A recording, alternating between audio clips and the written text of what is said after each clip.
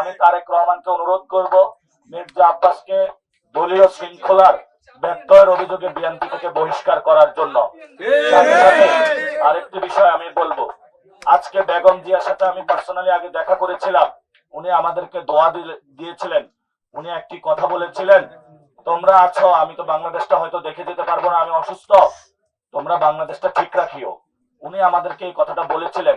আজকে যদি খালেদা জিয়া জীবিত থাকতো তাহলে উনিও লজ্জা পেত আজকে বিএনপি এবং ছাত্র দলের এই ধরনের সন্ত্রাসী কর্মকাণ্ডে। আমি আপনাদের কাছে আমি কিছু বলবো না, আমি ঢাকা ৮ আসনের ভাই এবং বোন এবং বাংলাদেশের সকল মানুষের কাছে বিচারটা রেখে গেলাম। মির্জা আব্বাসের যে সন্ত্রাসী বাহিনী এবং উনি যে সন্ত্রাস করে, গ্যাংস্টার বাজি করে, এটা আজকে উনি প্রমাণ করলেন পুরো বাংলাদেশের সামনে। এটা বিএনপি প্রশাসন এবং বাংলাদেশের মানুষের হাতে আমি উনার বিচারের ভার ছেড়ে দিলাম। আমি ঢাকা ৮ আসন এবং বাংলাদেশের কাছে আজকে একটি বিচার রাখতে চাই। আমি সন্ত্রাসীর বিরুদ্ধে দাঁড়িয়েছিলাম, চাঁদাবাজদের বিরুদ্ধে দাঁড়িয়েছিলাম, দুর্নীতির বিরুদ্ধে দাঁড়িয়েছিলাম। আমার একটা কমিটমেন্ট আছে, সেই কমিটমেন্টের জায়গাটা হলো যারা 2022 আমাদের শহীদ হয়েছেন তারা একটি সুন্দর বাংলাদেশ দেখতে চেয়েছেন। এ গ্রেড ক্লিংকারের কনফিডেন্স সিমেন্ট, বাংলাদেশের হৃদয় জুড়ে। আমার সুযোগ ছিল যে বিভিন্ন ব্যবসায়ী গোষ্ঠীর সাথে টাকা পয়সা বসে নিয়ে যেইভাবে বাংলাদেশের পলিটিক্যাল কালচারে একজন এমপি প্রার্থী ইলেকশন করে সেইভাবে যাওয়া।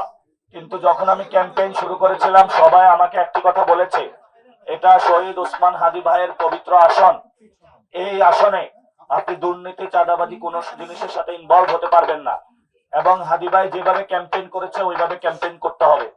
এই জন্য হলো আমি মসজিদে ফজর থেকে এশা পর্যন্ত মসজিদ ভিত্তিক কার্যক্রম শুরু করি এবং আজকে একটা কলেজে গিয়েছিলাম, সেখানেও টিচারদের সাথে কথা হয়েছে। আমরা বলেছিলাম এই ভোট পবিত্র আমানত আপনাদের রক্ষা করতে হবে। কিন্তু যখন হাবিবুল্লাহ বাহারে গিয়েছিলাম আমরা আগে শুনেছিলাম হাবিবুল্লাহ প্রিন্সিপাল যিনি আওয়ামী লীগের আমলে নিয়োগকৃত এবং সেখানে প্রশ্ন বাণিজ্য হয়ে থাকে, সন্ত্রাসী কার্যক্রম অনেক আগ থেকেই চলে এবং সেই গভর্নিং বডি হলো মির্জা আব্বাস সাহেব বসিয়েছেন। তো আমি আজকে পুরো বাংলাদেশের কাছে এই যে আমাদের উপর সন্ত্রাসী হামলা হলো, ছাত্র দলের যারা হামলা করলো, সন্ত্রাসী হামলা আমাদের উপরে, মির্জা আব্বাসের যে বাহিনী, আমি পুরো বাংলাদেশের কাছে বিচার দিলাম এবং 12 তারিখে আপনারা ভোটের মাধ্যমে এইসব সন্ত্রাসী যে হামলা এবং সন্ত্রাসীরা যেভাবে বাংলাদেশে প্রত্যেক জায়গায় হামলা করে বেড়াচ্ছে এটার বিচার করবেন। 1 নম্বর।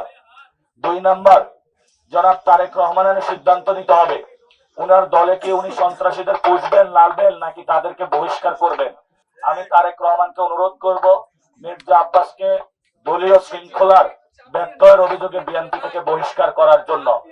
সাথে সাথে আরেকটি বিষয় আমি বলবো, আজকে বেগম জিয়ার সাথে আমি পার্সোনালি আগে দেখা করেছিলাম, উনি আমাদেরকে দোয়া দিয়েছিলেন। উনি একটি কথা বলেছিলেন, তোমরা আছো, আমি তো বাংলাদেশটা হয়তো দেখে যেতে পারবো না, আমি অসুস্থ, তোমরা বাংলাদেশটা ঠিক রাখিও। উনি আমাদেরকে এই কথাটা বলেছিলেন। আজকে যদি খালেদা জিয়া জীবিত থাকতো তাহলে উনিও লজ্জা পেত আজকে বিএনপি এবং ছাত্র দলের এই ধরনের সন্ত্রাসী কর্মকাণ্ডে। আমি আপনাদের কাছে আমি কিছু বলবো না, আমি ঢাকা ৮ আসনের ভাই এবং বোন এবং বাংলাদেশের সকল মানুষের কাছে বিচারটা রেখে গেলাম। মির্জা আব্বাসের যে সন্ত্রাসী বাহিনী এবং উনি যে সন্ত্রাস করে, গ্যাংস্টার বাজি করে, এটা আজকে উনি প্রমাণ করলেন পুরো বাংলাদেশের সামনে। এটা বিএনপি প্রশাসন এবং বাংলাদেশের মানুষের হাতে আমি উনার বিচারের ভার ছেড়ে দিলাম। এখানে উপস্থিত আছেন আমাদের দলের প্রধান জনাব নাহিদ ইসলাম, যিনি সেই 1 দফার ঘোষণা করেছিলেন এবং সেখানে বলেছিলেন যে ফেসিবাদী ব্যবস্থার বিলোপ। ঢাকা ৮ আমি যেটা দেখেছিলাম এখানে সন্ত্রাসী, চাঁদাবাজি, দুর্নীতি সবকিছু আছে, শুধু ব্যক্তির পরিবর্তন হয়েছে, আরেক ব্যক্তি এটা টেক ওভার করেছে। আমি নাসিরউদ্দিন যতদিন জীবিত থাকবো আমি এখানে, জনগণ আমাকে যদি সুযোগ দেয় তাহলে আমি কাজ করব, আর যদি ভোটে আমি জয়ী নাও হই তারপরেও আমি ঢাকা ৮-এ কোনো সন্ত্রাসীর ইনশাল্লাহ রাজত্ব রাখবো না। এটা বাংলাদেশের সামনে আমার কমিটমেন্ট।